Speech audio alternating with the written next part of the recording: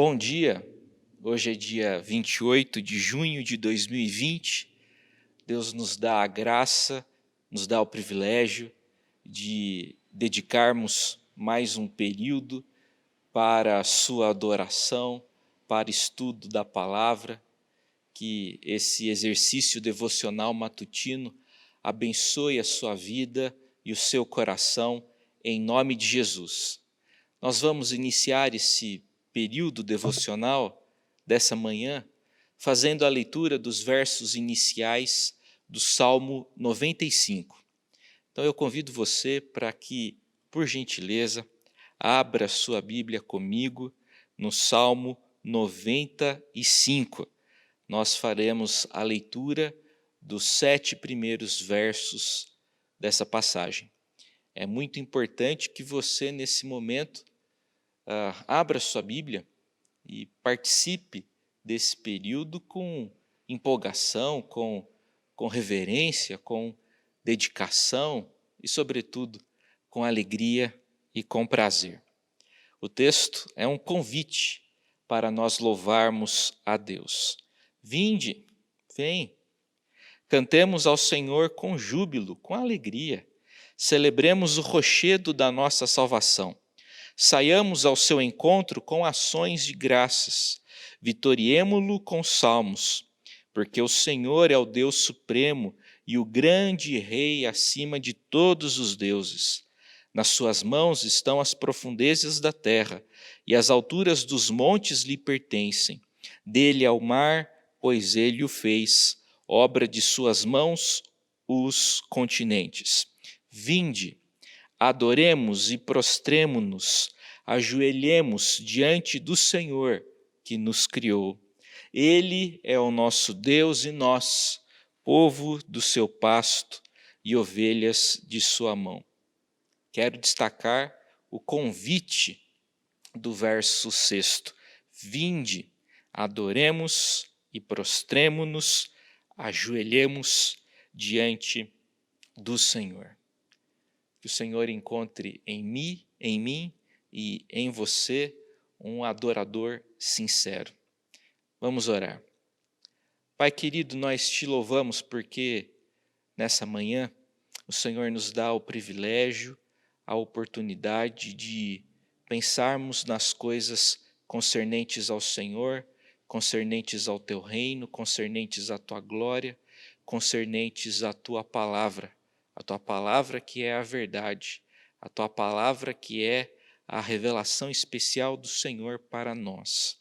Ó Pai, nos abençoe nesse momento de devoção, nesse momento de culto, que o Senhor venha ao nosso encontro, trazendo-nos, ó Deus, graça, misericórdia, força, encorajamento, direcionamento. Nós precisamos do Senhor. Ó Pai, nos fortaleça, derrama a Tua graça sobre nós. Alivia, ó Deus, as nossas cargas. Alivia, ó Deus bendito, o nosso coração. E ó Deus, que a gente encontre no Senhor alegria, razão para viver e para continuarmos, para prosseguirmos. Ó Deus, muito obrigado, porque o Senhor não desiste de nós.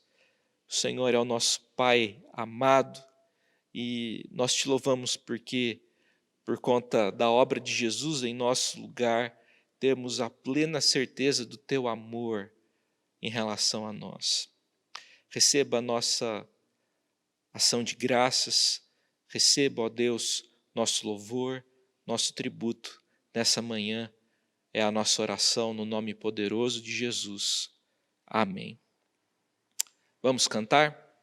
Vamos louvar ao Senhor? Convido você para entoar nesse momento o cântico No controle tu estás. Deus está no controle de todas as coisas. A gente não pode se esquecer disso. Vamos cantar essa verdade. O Senhor é o nosso pastor, nada vai nos faltar.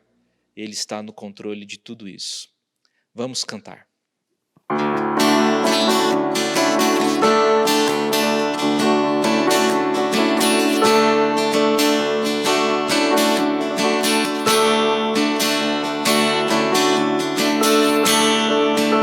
És meu pastor e nada faltará. As águas calmas me levarás, trazendo paz ao meu viver. E pela mão vais me guiar, quando no vale eu passar, e eu não temerei, pois no controle tu estás. No controle tu estás. No controle tu estás. No controle tu estás.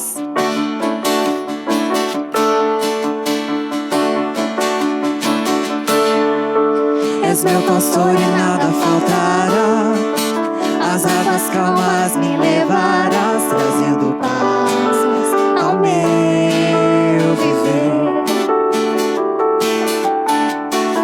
E pela mão vais me guiar, quando no vale eu passar, e eu não temerei, pois no controle tu estás. No controle tu estás. No controle tu estás. No controle tu estás.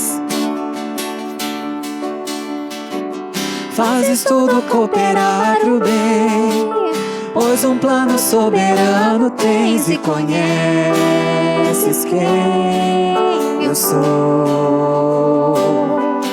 E criaste o que sou. E me amas como sou. E conheces quem eu sou. E criaste o que sou. E me amas como sou. Pois no controle tu estás. No controle tu estás. No controle tu estás. No controle tu estás.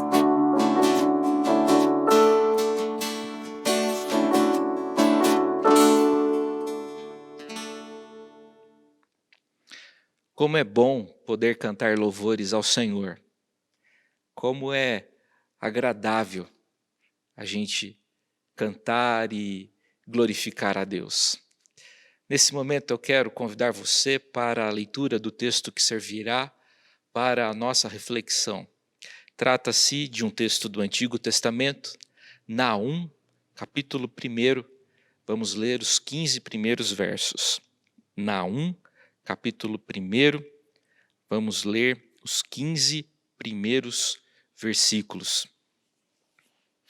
O livro do profeta Naum encontra-se no bloco dos profetas menores do Antigo Testamento. O livro encontra-se no final do Antigo Testamento.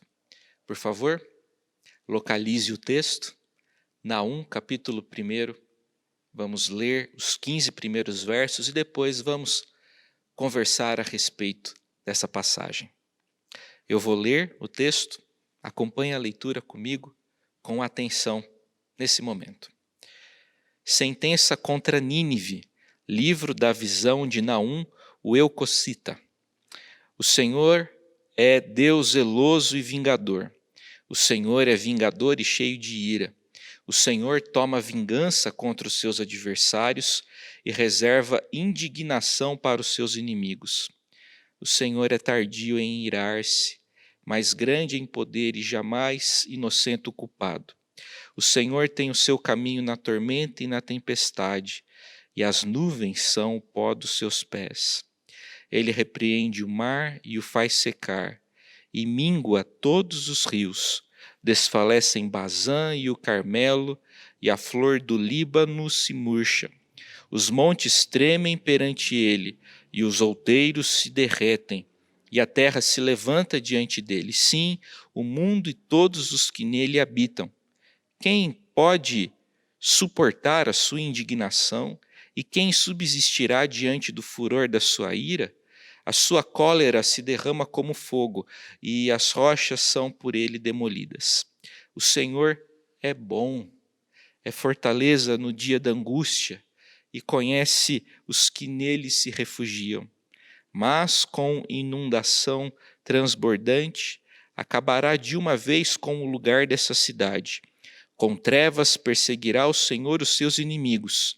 Que pensais vós contra o Senhor? Ele mesmo vos consumirá de todo, não se levantará por duas vezes a angústia. Porque, ainda que eles se entrelaçam como os espinhos e se saturam de vinho como bêbados, serão inteiramente consumidos como palha seca. De ti, Nínive, saiu um que maquina o mal contra o Senhor, um conselheiro vil. Assim diz o Senhor: por mais seguros que estejam e por mais numerosos que sejam, ainda assim serão exterminados e passarão.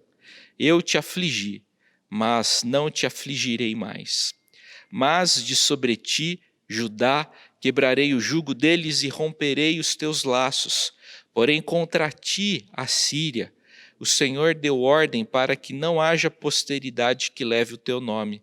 Da casa dos teus deuses exterminarei as imagens de escultura e de fundição. Farei o teu sepulcro, porque és vil. Eis sobre os montes os pés do que anuncia boas novas, do que anuncia a paz. Celebra as tuas festas, ó Judá, cumpre os teus votos, porque o homem vil já não passará por ti. Ele é inteiramente exterminado. No 7º século antes de Cristo, o povo de Judá vivia sob a opressão dos assírios, cuja capital era a famosa cidade de Nínive.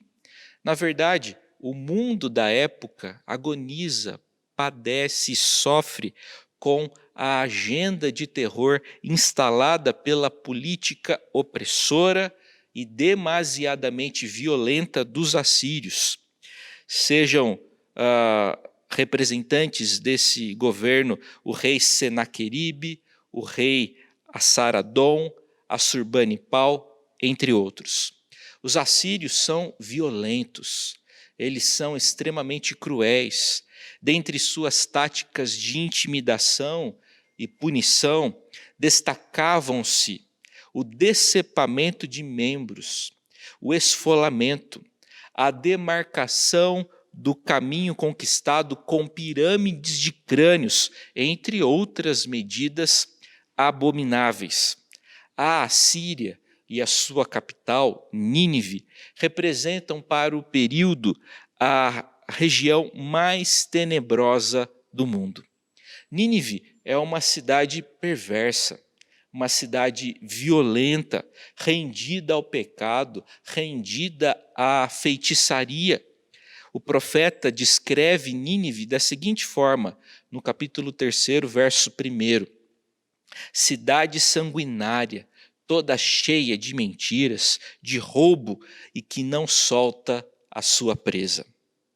Em Jerusalém, o rei Manassés abandona a resistência contra a influência política externa de seu pai Ezequias e declara-se leal vassalo e subordinado da Assíria, permanecendo dócil com respeito à Assíria durante todos os seus longos 55 anos de reinado.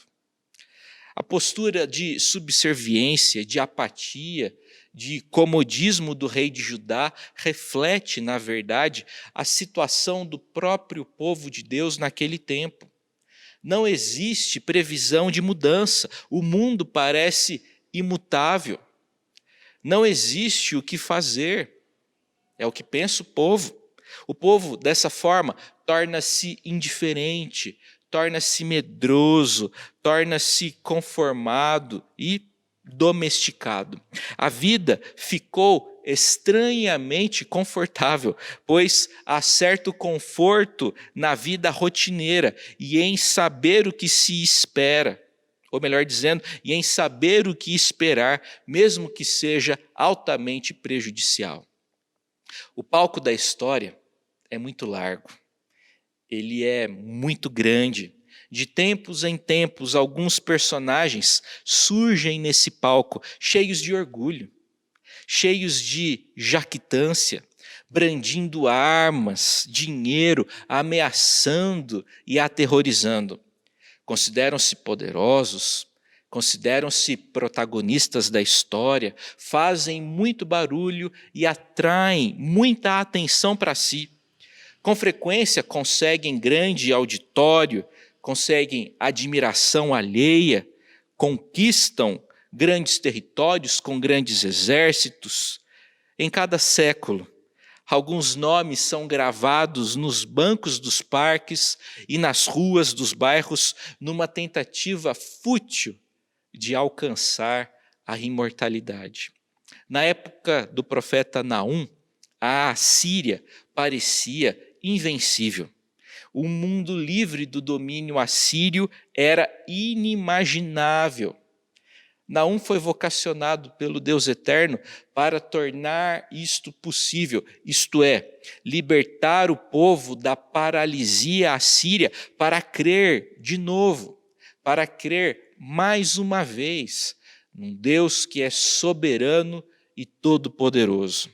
O livro de Naum é o registro da visão que Deus deu ao profeta com respeito à sentença do Eterno dirigida aos assírios. O livro de Naum parece conter discursos de ódio e de intolerância ao feitio de um xenófobo contemporâneo, mas parece somente.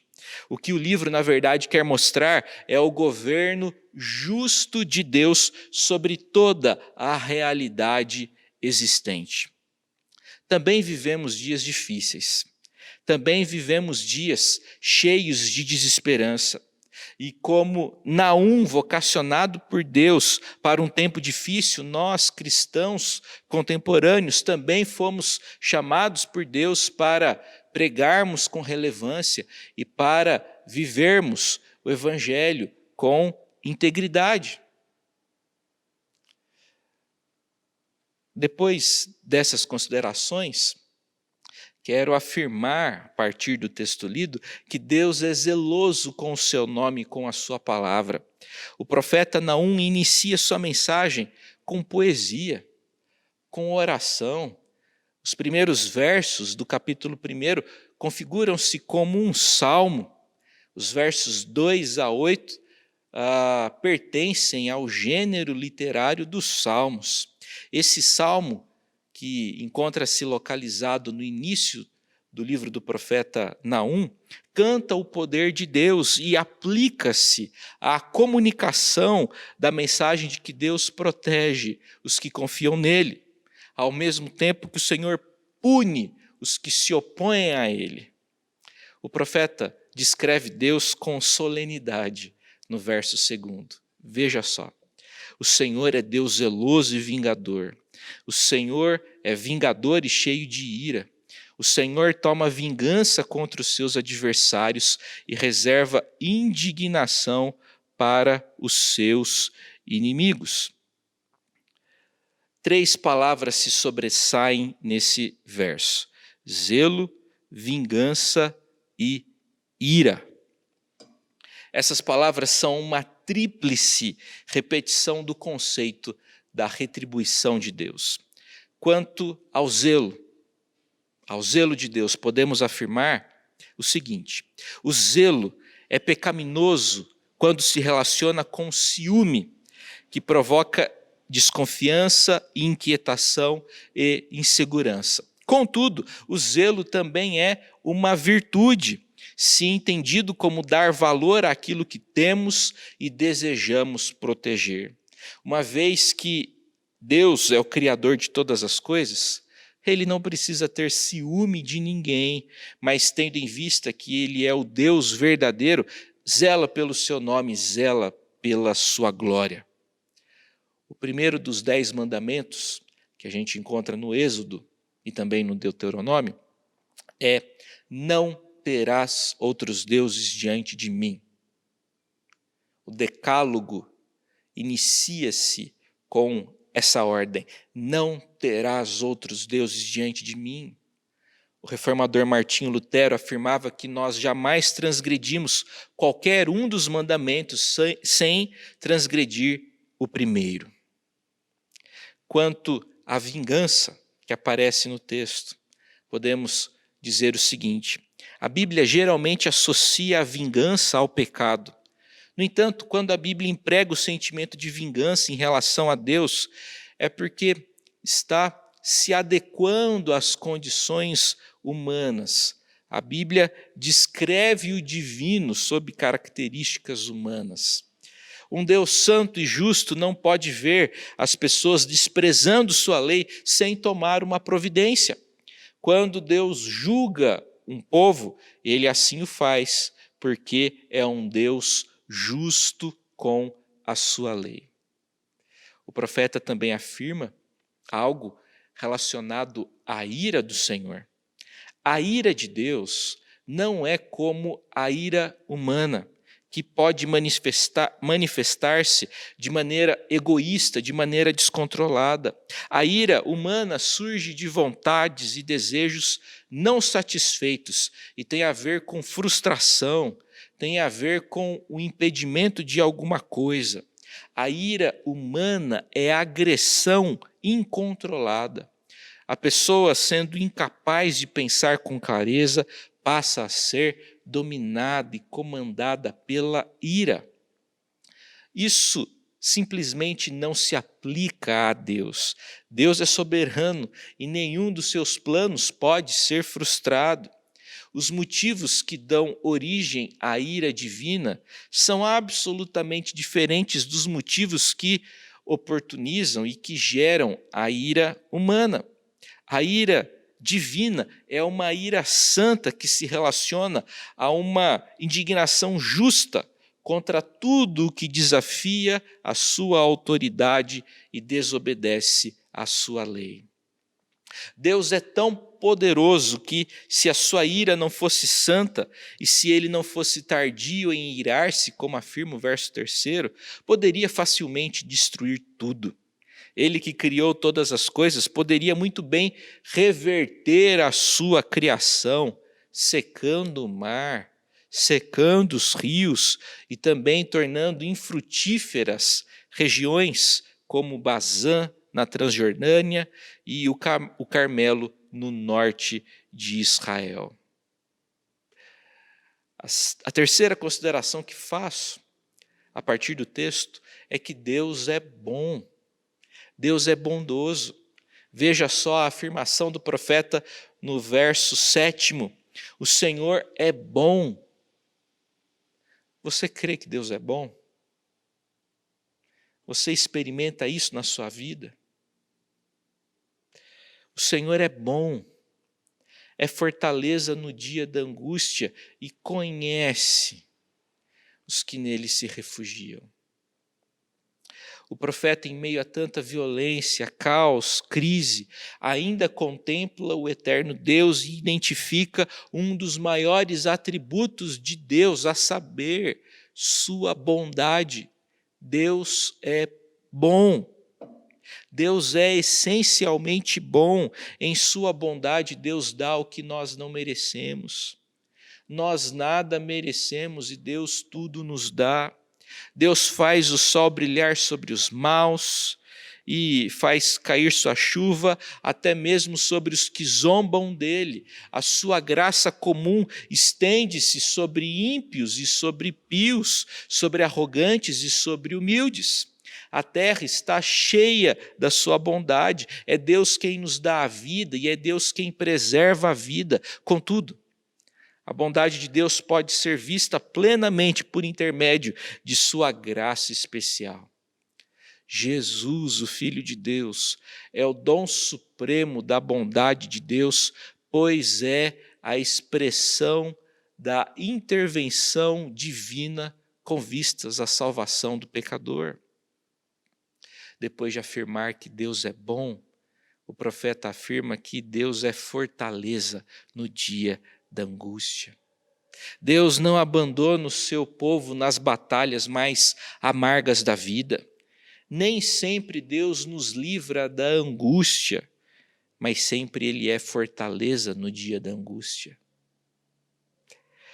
Nem sempre Deus nos livra do fogo ardente das provas, mas Ele sempre nos livra nas provas. Nem sempre Deus nos livra da morte, mas sempre nos livra na morte e nos leva a salvo para o seu reino celestial. O profeta afirma ainda que Deus conhece os que nele se refugiam. Quando a Bíblia fala sobre conhecer, a Bíblia está aqui referindo-se a relacionamento. Deus se relaciona com os que nele se refugiam. O conhecimento de Deus não é algo intelectual apenas, mas um verdadeiro afeto relacional. Quando o profeta diz que Deus nos conhece, quer dizer que Deus nos ama com amor eterno. Nossa segurança não está simplesmente no fato de que nós conhecemos a Deus, mas no fato de que Ele nos conhece. Deus conhece os que lhe pertencem, aqueles que nele, e tão somente nele, se refugiam. Jesus conhece as suas ovelhas, dá-lhes a vida eterna e ninguém as arrebata de sua mão. É o que lemos no belo capítulo 10 do Evangelho de João. Finalmente, a última situação que quero destacar nessa passagem é que Deus descontinua o governo dos assírios e oferece esperança para o seu povo. No livro de Naum, Nínive e Judá encontram-se em oposição. Enquanto Nínive encontra-se numa situação mais favorável e recebe promessa de destruição, Judá encontra-se em uma situação absolutamente desfavorável e recebe promessa de restauração. A partir do verso 9, a palavra de Deus é direcionada aos assírios no sentido de informar que o governo opressor e violento deles será descontinuado, interrompido. A violência e a opressão assíria serão paralisadas pelo próprio Deus e, enfim, o povo de Deus será liberto e restaurado. Nínive recebe uma sentença e um ultimato: a Assíria será consumida como a palha seca. O último versículo da passagem que nós lemos, o versículo 15, começa com os seguintes dizeres: eis sobre os montes os pés do que anuncia boas novas, do que anuncia a paz. Na antiguidade, as notícias eram levadas por mensageiros, e os guardas nas muralhas das cidades olhavam sempre para o horizonte, na esperança de enxergar mensageiros trazendo boas notícias. Em um belo dia, foi isso que aconteceu em Judá. Chegou um mensageiro que trouxe a tão aguardada notícia: Nínive caiu. Os assírios foram vencidos. Judá poderia viver mais uma vez em plena paz. No Novo Testamento, o apóstolo Paulo cita esse versículo, Naum, capítulo 1, verso 15, em Romanos, capítulo 10, verso 15, aplicando a pregação do evangelho aos perdidos. Cá entre nós, Normalmente nós não pensamos nos pés como sendo algo muito bonito. Aliás, poucas vezes a gente seca os dedos do pé depois que a gente toma banho. Todavia, os pés dos que se movimentam e que estão em trânsito para trazer boas notícias, certamente são belos. Para Judá, no 7º século antes de Cristo, essa boa notícia significou a derrota da Assíria. Hoje, essas boas notícias significam que Deus, em Cristo, derrotou o pecado, a morte e Satanás, de modo que estamos livres para desfrutarmos das bênçãos da salvação. A minha oração é para que Deus abençoe profundamente a sua vida, guarde no seu coração nesses tempos tão difíceis que estamos vivendo, que o Senhor é bom, não duvide da bondade de Deus. Deus não quer prejudicá-lo, Deus não quer atrapalhar a sua vida, Deus é bom, Deus é fortaleza no dia da angústia e Deus conhece aqueles que nele se refugiam. Que o Senhor te fortaleça poderosamente, em nome de Jesus. Amém.